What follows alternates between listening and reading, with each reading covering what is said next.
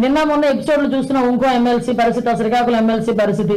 అంటే ఇలాంటి వాళ్ళందరినీ కూడా ఆ సభలకి పంపించి, పెద్దల సభకు పంపించి పెద్దల సభ తాలూకా గౌరవాన్ని కూడా కించపరిచే విధంగా చేస్తున్న జగన్మోహన్ రెడ్డికి ఒక్కసారి ఆలోచించుకోవాల్సిందిగా ఒకసారి మేమందరం కూడా కోరుకుంటున్నాం.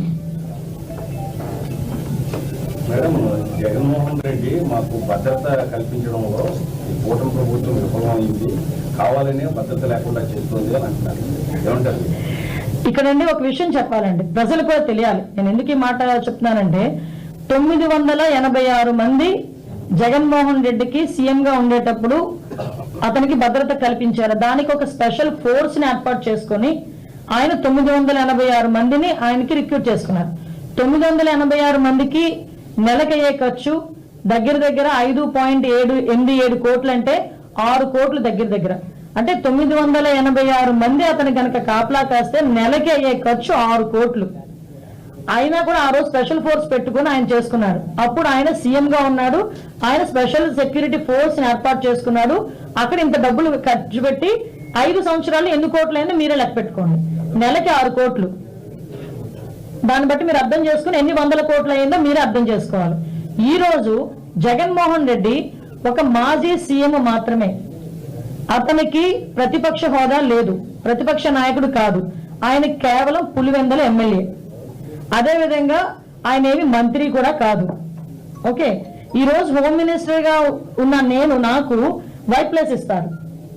ఆయన కేవలం పులివెందల ఎమ్మెల్యేగా ఉన్న ఆయనకి కేవలం ఎక్స్ సీఎం అని ఒకే ఒక కారణంతో Z+ ఇచ్చారు. ఈ రోజు ఒకసారి ఆలోచన చేసుకుంటే జగన్మోహన్ రెడ్డి కూడా ఒక ఎమ్మెల్యేనే. ఆయనకి ఇవ్వాలనుకుంటే 1+1 ఇవ్వాలి. కానీ ఎక్స్ సీఎం హోదాలో ఉన్నారు కాబట్టి ఈరోజు 58 మంది పనిచేస్తున్నారు. ఆ 58 మందికి నెలకి 30 లక్షల రూపాయలు ఖర్చు అవుతుంది గవర్నమెంట్ కి. ఈరోజు Z+ సెక్యూరిటీ మేము ఇస్తున్నాము, అందులో ఎక్కడా కూడా ఎటువంటి సందేహం లేదు. At the same time Ambati Rambabu మొన్న బయటకు వచ్చి దేవాంశకి 3+3 న్యూస్ వచ్చాడు. దేవాంశకి ఇచ్చారో లేదు. మీకు విషయం చెప్పనా, ఈ రోజుకి కూడా కూటమి ప్రభుత్వం విలువలకి గౌరవం ఇచ్చి భారతీరెడ్డికి 2+2 సెక్యూరిటీ, విజయమ్మ గారికి 2019లో ఆయన సీఎం గా ఉండేటప్పుడే 1+1 సెక్యూరిటీ ఇచ్చారు. కానీ ఈ రోజు కూటమి ప్రభుత్వం విజయమ్మ గారికి కూడా 2+2 సెక్యూరిటీ. ఇంకొక విషయం, ఇవన్నీ కూడా కూటమి ప్రభుత్వం ఇచ్చినవి. ఒకసారి సెక్యూరిటీ విషయంలో కూటమి ప్రభుత్వం ఏ రకంగా చేస్తుంది, ప్రతిపక్షాల వాళ్ళకి ఎలా గౌరవిస్తుంది అన్నది మీరు ఇక్కడ గుర్తు పెట్టుకోవాలి. ఈ రోజుకి కూడా మీరు 2019లో బ్రాహ్మణి గారికి, అదేవిధంగా దేవాంశ్ బాబుకి, భువనేశ్వరి గారికి ఇమ్మీడియట్ గా డ్రాప్ చేశారు భద్రతని. 2019 వాళ్ళు గవర్నమెంట్ తీసుకువచ్చిన వెంటనే మళ్ళా తిరిగి ఈ రోజు మాట్లాడుతున్నారు. ఈ రోజు వరకు మీకు నమ్ముతారా, కూటమి ప్రభుత్వం వచ్చిన తర్వాత ఒక మంత్రి భార్యగా వాడికి కానీ, కొడుకుగా అతనికి బాబుకి కానీ, బోనమ్మకి కూడా ఈ రోజు వరకు సెక్యూరిటీ తీసుకోలేదు. వాళ్ళు ఈ రోజు వరకు సెక్యూరిటీ ప్రొవైడ్ చేయలే. అంటే ఒకసారి ఆలోచన చేసుకోండి, ఈరోజు గవర్నమెంట్ ఏ రకంగా పనిచేస్తుంది అన్నది కూడా అర్థమవుతుంది. దీనికి 986 మందికి కోర్టుకెళ్ళి కూర్చున్నారు. As per norms, as per instructions మేమందరం కూడా గవర్నమెంట్ ఏ రకంగా చేయాలో ఆ రకంగా మేము చేస్తాం. కాబట్టి ఇందులో ఆయన రాజకీయ లబ్ధి గురించి మాట్లాడేదే తప్పించి అంతకు మించి వేరేదేమీ కాదు.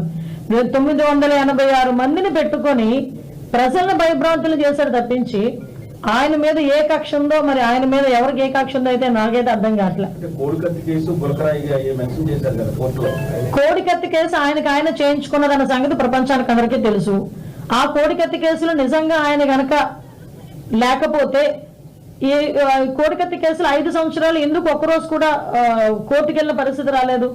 నిజంగా అధికార సీఎం స్థాయిలో వచ్చిన తర్వాత కోడికత్తి ఎవరైనా హత్యాప్రయత్నం చేస్తే నూరుకుంటామా? సాధారణంగా ఒక వార్డు మెంబర్ నెగ్గితేనే, ఎవడైనా కొట్టేదో ఎవడైనా మోసం చేశాడంటే వార్డు మెంబర్ గెలిస్తేనే ఆ తాట తీయాలని, ఆడికి ఏదో శిక్ష పడాలని, ఆడికి జైలుకి వెళ్ళాలని ఏదో రకంగా ఆలోచిస్తాం. అటువంటిది సీఎం స్థాయిలో కూర్చున్నాడు. ఆయన మీద హత్యా ప్రయత్నం జరిగిందని ఆ రోజు ప్రచారం చేసుకున్న తర్వాత ఆ కోడికత్తి సిలిండర్ విషయంలో, కోడికత్తి కేసు విషయంలో ఎందుకు పురోగతి సాధించలే? 5 సంవత్సరాలు ఎందుకు కోర్టుకు వెళ్ళలేకపోయాడు? ఒకసారి ఆలోచన చేయండి. గులకరాయి ఇది ఏం జరిగిందో మనందరికీ తెలుసు. అప్పటికప్పుడు ప్లాస్టర్ ఎలా వచ్చిందో, ప్లాస్టర్ కింద ఏ దెబ్బ ఉందో, ఎన్ని కుట్లు పడినాయో అందరికీ తెలిసిందే. సో నేనేమంటానంటే గవర్నమెంట్ ని ఏదో రకంగా ఇరకాటంలో పెట్టాలి, గవర్నమెంట్ ని ఏదో రకంగా ఇబ్బంది పెట్టాలి అన్న ఒకే ఒక ఉద్దేశం తప్పించి ఇందులో వాస్తవాలు అయితే ఏమీ లేవు. ఇది క్లియర్ కట్ గా జనాలకి తెలియాలి కాబట్టి చెప్తున్నా, అతనికి సమాధానం చెప్పడానికి కాదు.